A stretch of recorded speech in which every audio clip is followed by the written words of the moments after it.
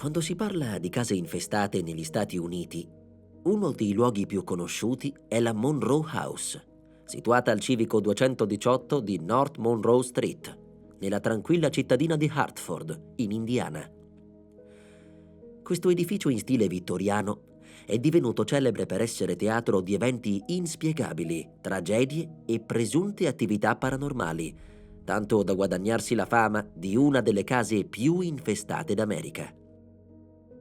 La Monroe House venne costruita nel 1892 su un terreno che in passato ospitava una precedente struttura, durante un periodo di espansione urbana legato alla crescita economica della Hartford City Glass Company e all'aumento della domanda di manodopera nelle aree di estrazione del gas naturale. L'area, inizialmente popolata da semplici insediamenti costituiti da capanne di tronchi, vide un forte sviluppo industriale alla fine del 1800. Questo portò alla nascita di numerose fabbriche che producevano vetro, tessuti e altri beni. Tuttavia, sotto questa apparente prosperità si celava qualcosa di oscuro. Ciò che distingue la Monroe House dalle abitazioni della zona è la lunga scia di eventi inquietanti che vi si sarebbero verificati: sofferenze, morti misteriose e sventure che risalgono addirittura ai primi tempi della sua costruzione. Negli anni la casa è diventata un punto di riferimento per appassionati del paranormale, curiosi e investigatori dell'occulto, attratti dalla sua lugubre fama e dai misteri che ancora oggi aleggiano tra le sue mura.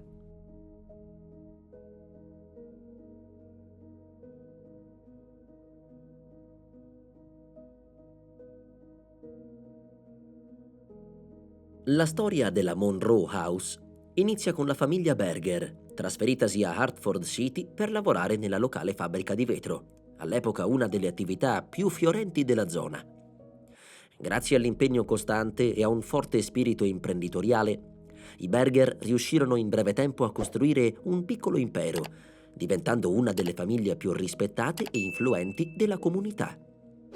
Tuttavia, dietro il successo e l'apparente serenità si celava un destino oscuro. La prima tragedia non tardò ad abbattersi sulla famiglia. Nel 1905, John Berger, capofamiglia e figura centrale dell'equilibrio familiare, morì improvvisamente di tubercolosi. Con la sua scomparsa, anche la stabilità della famiglia iniziò a vacillare. John e sua moglie Mary avevano 5 figli, tutti impiegati fin da giovani nella Hartford City Glass Company, dove anche John aveva iniziato come operaio del vetro. In seguito aveva intrapreso una carriera più dinamica, lavorando per la Indianapolis Brewing Company e per una compagnia di navigazione a vapore, ampliando così le sue attività e i suoi legami sociali. Nonostante la posizione di rilievo raggiunta, i Berger sembravano essere perseguitati da una sfortuna implacabile. Le vite dei figli, così come le loro morti, sono oggi avvolte nel mistero. Tuttavia, quel che è certo è che la famiglia fu segnata da una serie di eventi tragici e inspiegabili che contribuirono a costruire la sinistra fama della Monroe House. Un'aura di inquietudine iniziò a circondare la casa, alimentata da voci su fenomeni paranormali e strane presenze tra le sue mura. Dopo la morte del marito, Mary decise di restare nell'abitazione con i figli, nel tentativo di mantenere un senso di normalità. Ma la tranquillità fu di breve durata. Per sostenere economicamente la famiglia, Mary affittò il piano superiore della casa a un'altra famiglia, i Myers, che si trasferirono lì con i loro 3 figli. Anche loro, però, non tardarono a sentire gli effetti oscuri della casa. Ulysses Myers, il capofamiglia, era un uomo conosciuto e stimato in città, apprezzato per la sua gentilezza, generosità e dedizione alla famiglia. Eppure, pochi mesi dopo essersi trasferito nella Monroe House, cominciò a mostrare un lato di sé completamente nuovo. I primi a notare il cambiamento furono i suoi familiari e gli amici più intimi. Ulysses era diventato un uomo cupo, silenzioso, spesso assente con lo sguardo. Sembrava che dietro i suoi occhi si celasse un'oscurità crescente. Con il passare del tempo divenne sempre più incline a scatti d'ira improvvisi e comportamenti instabili. Gli episodi di violenza verbale e fisica si fecero frequenti, prima verso i suoi cari, poi anche nei confronti di amici e colleghi. Questo cambiamento radicale lo portò infine a perdere il lavoro dopo un alterco violento con alcuni colleghi. Non passò molto tempo prima che compisse il gesto più inaspettato. Rubò i pochi risparmi rimasti alla famiglia e fuggì dalla città insieme a una nuova compagna, abbandonando moglie e figli. Era ormai solo l'ombra dell'uomo che tutti avevano conosciuto, e ciò lasciò la famiglia Myers profondamente ferita e confusa. Nel frattempo, le voci sulla maledizione della Monroe House iniziarono a diffondersi con sempre maggiore insistenza in tutta Hartford City. Era la seconda famiglia distrutta dopo i Berger. La casa, o forse il terreno su cui sorgeva, sembrava esercitare una forza oscura e distruttiva, in grado di corrompere anche le anime più pure. A peggiorare ulteriormente la situazione, uno dei figli dei Myers si ammalò misteriosamente. Nonostante numerose cure e molto riposo, il bambino peggiorò rapidamente e morì dopo una lunga sofferenza. La malattia che lo aveva colpito era sconosciuta e nessuno riusciva a capire come avesse avuto origine, ma il vero obiettivo della casa sembrava essere soprattutto la famiglia Berger, le cui disgrazie furono le più numerose e devastanti. Tra i tanti episodi, uno dei più tragici fu un violento incendio nel fienile di proprietà della famiglia, che causò la morte di 3 persone. Nessuno seppe mai come fosse divampato, ma molti sospettavano che non fosse stato un semplice incidente. L'unico elemento che sembrava accomunare quella tragedia con eventi simili accaduti in passato era la casa stessa. Dopo la rovina della famiglia Berger, anche i Myers erano stati travolti da un destino crudele. Cominciarono così a circolare voci sempre più insistenti a Hartford City. Quella casa sembrava essere maledetta. Non era chiaro se fosse la costruzione stessa o il terreno su cui sorgeva, ma qualcosa sembrava legato a una forza oscura e distruttiva. Dopo le tragiche vicende delle famiglie Berger e Myers, la Monroe House continuò a essere teatro di eventi inquietanti che alimentarono la sua fama di luogo maledetto. Nel 1940 il piano superiore della casa fu affittato a Sidney Follner e sua moglie Merle. Poco tempo dopo, Sidney morì in un incidente automobilistico, schiantandosi contro la trave di un ponte. Negli anni successivi, la casa fu abitata da diverse famiglie, molte delle quali riportarono esperienze inspiegabili e fenomeni paranormali. Alcuni inquilini riferirono di aver udito voci sussurranti, passi nel cuore della notte e di aver visto ombre muoversi senza una fonte apparente. Questi racconti contribuirono a consolidare la reputazione della Monroe House come uno dei luoghi più infestati dell'Indiana. Coloro che avevano vissuto anche solo per breve tempo nella Monroe House spesso raccontavano di attività strane e inspiegabili. Altri, invece, preferivano tacere, forse per non dover affrontare la realtà di ciò che avevano vissuto. Questa rotazione di inquilini sarebbe proseguita per decenni, accompagnata da comportamenti sempre più peculiari e sinistri. Tra i testimoni più attendibili di ciò che accadeva all'interno della Monroe House, c'è la storia vissuta in prima persona da un uomo che racconta così la sua esperienza quando era solo un bambino. Ho trascorso circa 6 anni della mia infanzia crescendo in quella casa. Avevo sempre paura degli strani rumori che sentivo. Mia madre udiva spesso delle voci di bambina, ma anni dopo mi parlò di una donna che pensava di aver visto vicino alla mia camera da letto. Non mi è piaciuta la vecchia casa e fui felice quando ci siamo trasferiti nei primi anni 50. Sono sempre stato curioso dell'aldilà e, dopo le mie esperienze giovanili nella casa, la mia attenzione su questi fenomeni è cresciuta. L'uomo racconta più in particolare come fossero le sue notti all'interno della Monroe House. Ho vissuto al piano di sopra e posso dire che c'è qualcosa di reale e forse demoniaco. Non mi importa quanti cacciatori di fantasmi ci sono stati e cosa credono. Devi vivere lì. Ho letto che gli investigatori hanno detto che è impossibile rimanere una notte intera lì. Io ho vissuto lì per anni e tutto è iniziato lentamente e poi è peggiorato. All'inizio pensavo che fossero solo rumori regolari. Alla fine degli anni '80 e nei primi anni '90 iniziarono a circolare voci inquietanti. Alcuni residenti dell'epoca avrebbero eseguito rituali oscuri e cerimonie occulte all'interno della casa, in particolare nel seminterrato. Si parlava apertamente di pratiche di magia nera.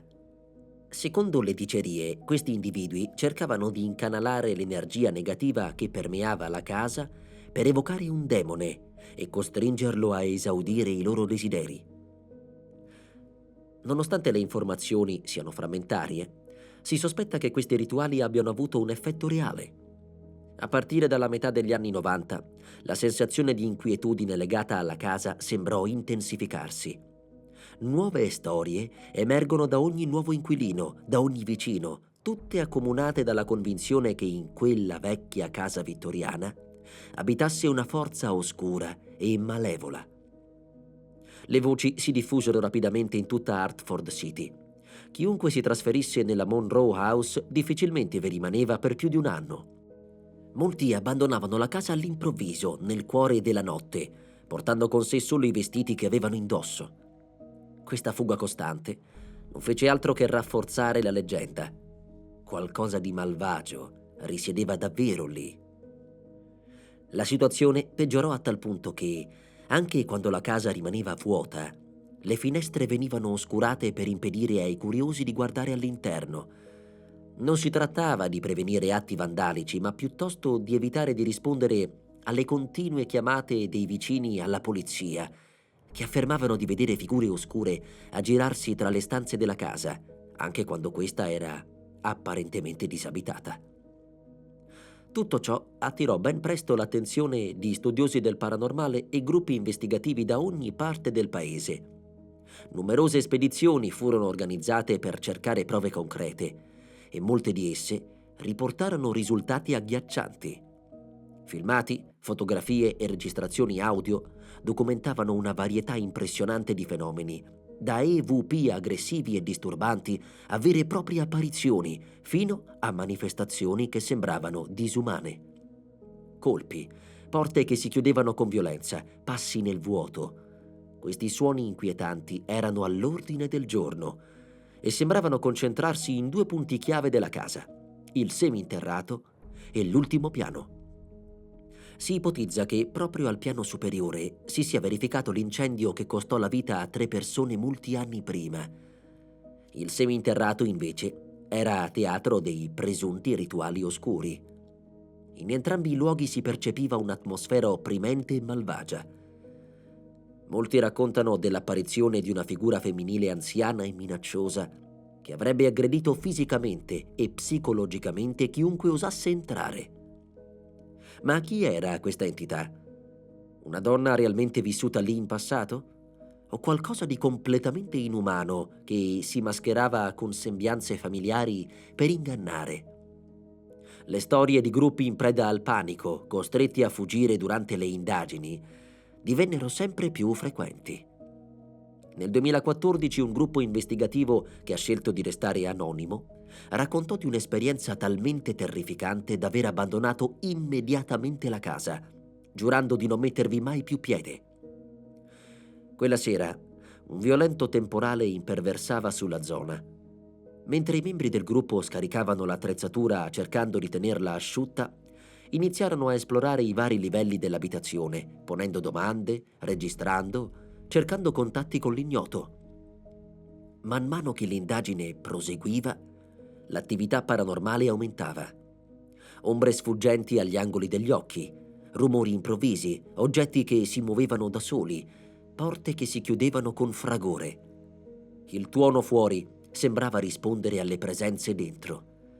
Ma fu solo quando decisero di scendere nel seminterrato che le cose degenerarono. Un gelo innaturale li avvolse non appena misero piede giù per le scale. Le torce cominciarono a tremolare, poi si spensero del tutto. Gli strumenti Si guastarono uno dopo l'altro. Restarono immersi nell'oscurità, interrotta solo da sporadici lampi che penetravano dalle piccole finestre del seminterrato. Fu allora che videro qualcosa. Non è chiaro cosa.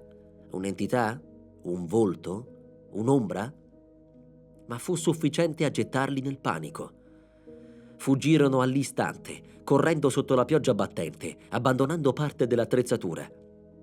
Quando in seguito furono contattati per avere dettagli, nessuno dei membri volle parlare, neppure separatamente. Troppo profonda era la paura, troppo potente il trauma, forse per timore che, solo ricordandolo, quell'essere potesse tornare. Ancora oggi nessuno sa con certezza cosa videro, ma una cosa è chiara. Nella Monroe House c'è qualcosa che va oltre la comprensione, qualcosa che non dimentica, qualcosa che attende.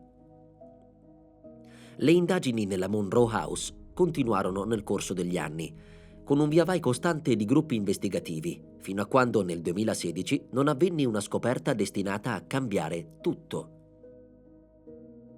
Durante le riprese del loro show Paranormal Lockdown, Nick Groff e Katrina Weidman si trovarono nel seminterrato della casa. Attratti sempre più in profondità, attraversarono l'umida oscurità fino a raggiungere un punto che avrebbe segnato una svolta storica nella vicenda. Lì, sepolte in una fossa poco profonda, vennero ritrovate delle ossa. E non si trattava di resti qualsiasi, erano ossa umane. La scoperta scosse profondamente l'intera troupe, al punto da interrompere immediatamente le riprese e contattare la polizia. Fu avviata un'indagine su larga scala. I resti vennero riesumati e inviati a un laboratorio forense locale in Indiana per ulteriori accertamenti. Alla luce di questa scoperta, il ricercatore Tim Wood ha commentato: «Se le ossa che sono state trovate in casa provengono da un essere umano, allora trovo molto probabile che le ossa siano state collocate nel seminterrato per un qualche tipo di rituale che è stato eseguito in casa. Credo comunque che le ossa fossero destinate a essere trovate». Le analisi confermarono che si trattava effettivamente di resti umani e, secondo quanto riferito, risalivano ad almeno 100 anni prima, forse anche di più. Dopo una prima analisi da parte del medico legale, le ossa furono trasferite all'Università dell'Indiana per esami più approfonditi, nel tentativo di determinare l'età esatta, l'identità dell'individuo e, se possibile, la causa della morte. Tuttavia, ad oggi, i risultati finali non sono stati resi pubblici. L'indagine ufficialmente risulta ancora in corso. A seguito del ritrovamento, l'accesso alla casa, che nel frattempo era diventata proprietà privata, venne temporaneamente vietato, ma quella sospensione durò poco. Negli anni successivi la casa vide un nuovo afflusso di curiosi, investigatori e appassionati del paranormale e con loro nuove testimonianze e nuovi episodi inquietanti. Questo luogo, oggi abbandonato, si è dimostrato molto impegnativo e adatto solo a veri esperti del paranormale. E sebbene i proprietari lascino spazio alle indagini, non mancano di evidenziare i reali pericoli che aspettano i visitatori. Dagli amatori agli youtuber, fino a team professionisti, molti riferivano un'intensificazione dell'attività paranormale. Visioni inquietanti, odori sconosciuti, sensazioni oppressive, ringhi di natura apparentemente demoniaca, graffi, morsi, spinte violente. Alcune finestre si frantumavano a causa di impatti invisibili, lasciando il pavimento cosparso di schegge di vetro. Frammenti, proprio come le vite infrante delle famiglie che avevano vissuto lì prima di loro. David Weatherly, uno degli investigatori, ha raccontato la sua esperienza all'interno della casa. Durante la nostra permanenza in casa, figure d'ombra sfrecciavano tutto intorno alla casa. Una porta venne sbattuta contro di noi, come se qualcosa stesse tentando di confinarci in una certa area. Abbiamo riscontrato problemi con le apparecchiature, abbiamo anche sentito voci disincarnate, alcuni delle quali erano bambini, o almeno quelli che sembravano bambini. Un ex proprietario, secondo alcune fonti, sarebbe persino saltato da una finestra dell'ultimo piano dopo essere stato attaccato da un'entità. Immagina di essere così terrorizzato da preferire lanciarti nel vuoto, rischiando la vita, piuttosto che affrontare ciò che ti stava venendo incontro. Anche i visitatori più recenti hanno raccontato di pozzanghere e di liquido non identificato sparse per la casa, di sogni terrificanti e inspiegabili quando riuscivano ad addormentarsi. Ma perché qualcuno dovrebbe mai dormire in un posto simile? Impronte strane, a volte simili a zampe, sono state ritrovate più volte. Con tutta questa inquietudine e queste manifestazioni, la domanda diventa inevitabile. Che cosa si nasconde davvero dentro la Monroe House? Potrebbe trattarsi di una maledizione legata alla terra stessa? Qualcosa di più antico della casa? È una possibilità. Sono stati ritrovati manufatti dei nativi americani nella proprietà, punte di freccia e simili, ma niente che suggerisca un tumulo sacro o un sito rituale. E se fosse una maledizione generazionale o familiare? Anche questo sembra poco probabile. La famiglia Berger, prima della morte del capofamiglia, sembrava vivere serenamente, almeno fino a quando tutto è precipitato. Poi c'è il destino dei Myers. Ulysses ha perso la ragione a causa della casa? Il suo cambiamento di comportamento è stato così drastico che una connessione sembra plausibile. Ma cosa lo ha spinto a cambiare così? Questa è solo una delle tante domande che, forse, non troveranno mai risposta. Nel corso dei decenni, molti inquilini hanno parlato di fenomeni paranormali e attività poltergeist, ma si manifestavano anche quando le famiglie originali vivevano lì, oppure sono iniziate in seguito. E se è così, cosa le ha attirate? È stata forse una famiglia a introdurre l'occulto tra quelle mura? O sono stati i rituali oscuri degli anni 80 e 90 a liberare qualcosa che dormiva? E quei rituali, che cosa cercavano di ottenere davvero? Tentavano di evocare una presenza? O più semplicemente hanno aggravato una situazione già pericolosa? C'è una connessione tra quei riti e le ossa trovate nel seminterrato? È possibile che chi praticava magia nera sapesse chi fosse quella persona? E perché nessuno ha mai parlato della sua morte? Le domande si moltiplicano. E mentre riflettiamo su tutte queste possibilità, lasciamoci con un pensiero finale. L'attività paranormale all'interno della Monroe House finirà mai? Le sue origini verranno mai chiarite? O forse certe risposte sono semplicemente oltre la nostra portata, perse nel tempo, svanite insieme ai sussurri delle pareti di quella casa? C'è solo una certezza. Considerata la durata, l'intensità e il numero di testimonianze inquietanti raccolte nel tempo, la Monroe House si è pienamente meritata il titolo di Casa dei Demoni, perché un demone, o qualcosa di ancora peggiore, potrebbe davvero nascondersi nelle sue profondità.